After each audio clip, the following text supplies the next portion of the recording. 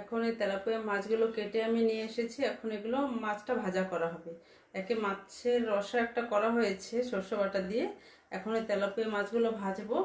আর গতকাল কচু শাক এনেছিলাম, সে কচু শাকটা এখন কাটবো, কেটে তারপরে কচু শাক ভাজা করব। তাহলে আগে মাছটা ভাজা করে নিই। তেলাপিয়া মাছের আজকে রসা হবে না, মাছটা ভাজাই করব।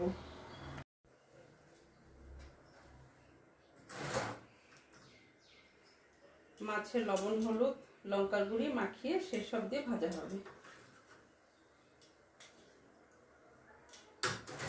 মাছ ভাজা খাওয়ার জন্য তো লঙ্কার গুঁড়ি টুড়ি সব দিয়ে ভাজা করলে ভালো লাগে খেতে।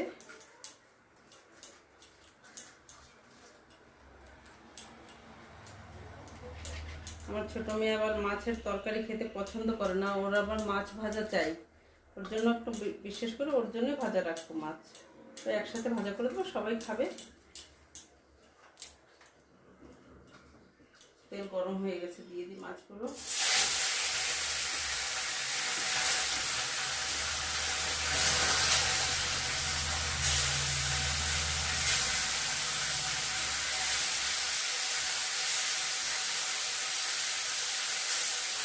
একটা মশলা উপরে দিয়ে দিই।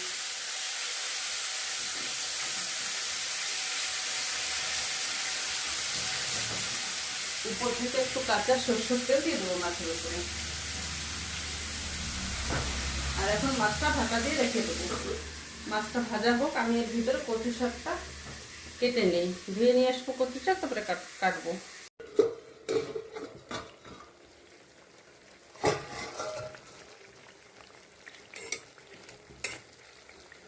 না, ভাজা হয়নি এখনো, থাক এরকমই, ঢাকা দিয়ে রেখে দেবো। মাছটা আমি এখন দেখি না, এক সাইড ভাজা হয়ে গেছে, এখন ধীরে ধীরে উল্টে দেবো।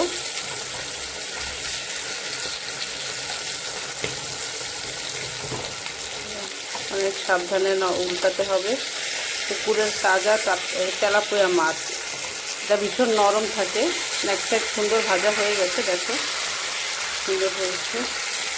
আর ভাজা খাওয়ার জন্য মাছ এরকম করে ভাজা করে খাই আমরা, লঙ্কার গুঁড়ো টুড়ো দিয়ে বেশি করে তেল দিয়ে এরকম ভাজা করলে ভীষণ ভালো লাগে খেতে। আর ঢেকে দিয়ে ভাজা করি, যাতে মাছের ভিতরে সব মশলা টশলা ভালো ঢোকে। ঠিক আছে, মাছগুলো আমি ধীরে ধীরে উল্টে দিই। মাছটা আমি পুরো উল্টিয়ে দিয়েছি, এখন আরেকবার ঢেকে দিয়ে রেখে দেবো। এই দেখো, গরম গরম মাছ ভাজা আমার রেডি। এত সুন্দর হয়েছে মাছ ভাজাটা, দেখো। তেল বেশি করে দিয়ে মাছ ভাজা করেছি, মশলাপাতি দিয়ে খুব সুন্দর হয়েছে। এরকম মাছ ভাজা আর গরম ভাত আর কিছু লাগেই না এর সাথে।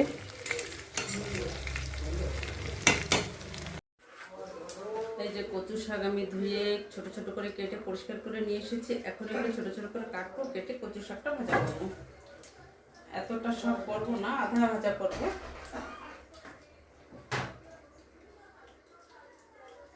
চাকু আর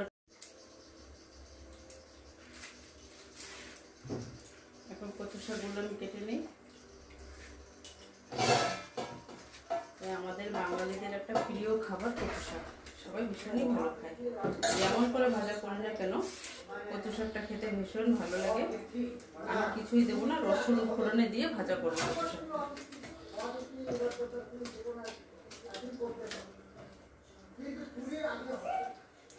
কিছুটা ভাজা করবো আজকে, আর কিছুটা রেখে দেবো, কালকে ভাজা করবো। এতটা আজকে লাগবে না। এই কচু শাকগুলো আমি গতকাল জমিতে গিয়েছিলাম, ওইখান থেকে তুলে নিয়ে আসছি।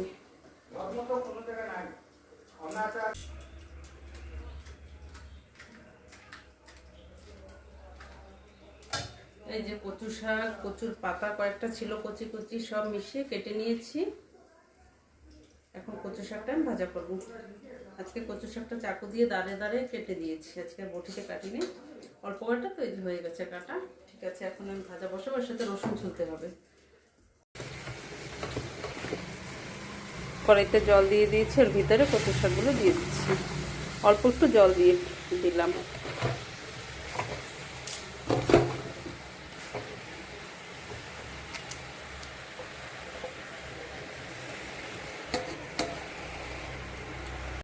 দিয়ে দেবো হলুদ, লবণ দিলাম, আর এই যে অনেকটা কাঁচা লঙ্কা দিয়ে দিলাম, কাঁচা লঙ্কাগুলো চিড়ে চিড়ে দিয়েছি। এখন এটা নাড়াচাড়া দিয়ে ঢাকা দিয়ে রেখে দেবো।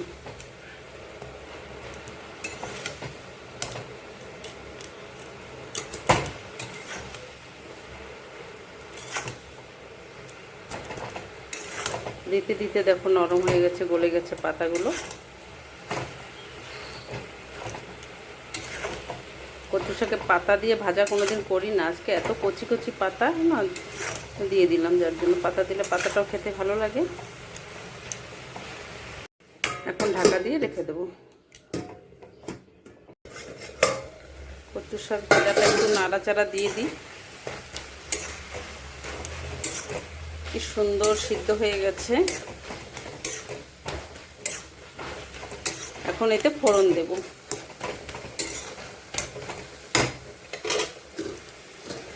একটু ঢাকা থাক, আমি ফোড়ন রেডি করতে করতে। তার জন্য তেল গরম হয়ে গেছে, এর ভিতর রসুন, শুকনো লঙ্কা, সরষে আর জিরে দিয়ে দিলাম।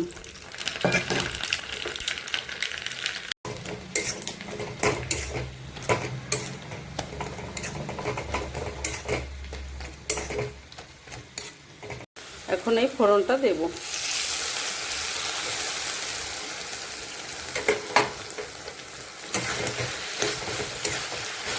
এখন আবার ঢেকে রেখে দেবো, ধীরে ধীরে জাল হবে, জলটা শুকিয়ে যাবে।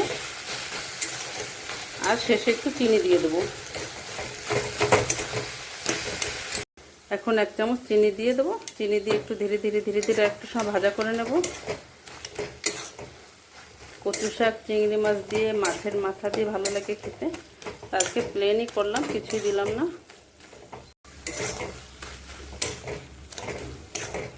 কচু শাকটা ভাজা হয়ে গেছে। কচু শাকে একটু টমেটো দিতে পারলে ভালো লাগে, টমেটোও ঘরে ছিল না।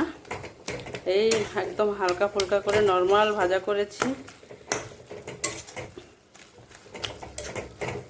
তো দেখো আজকে মেনুতে আছে এই যে কচু শাক ভাজা। কচু শাকটা হয়ে গেছে ভাজা।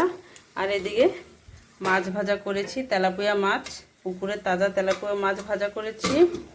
আর আছে এই যে মাছের রসা করেছি, সর্ষে মশলা সব বাটা করে রান্না করেছি। দেখতে ভীষণ সুন্দর হয়েছে, খেতেও দারুণ লাগবে। আর ভিডিওটা কেমন লেগেছে আমাকে কমেন্ট করে জানাবে।